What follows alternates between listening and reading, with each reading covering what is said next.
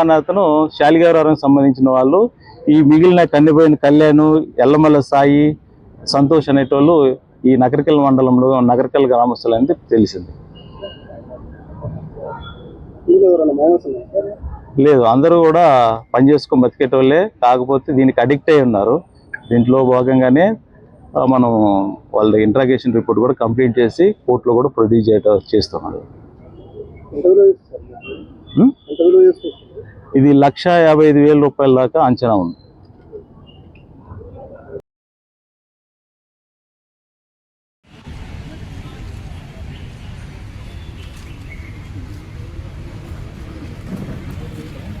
కాదు ఎక్కువగా పడవాలి వాళ్ళు పెడతారంట మధ్యలో. సార్ మీరు కూర్చోరా, సార్ మీరు కూర్చోరా. సరిపోద్దా? సరిపోదు కొంచెం.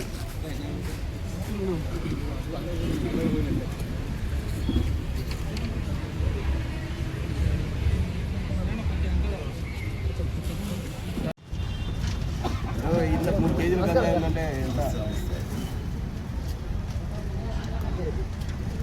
ఎన్ని గ్రూపులు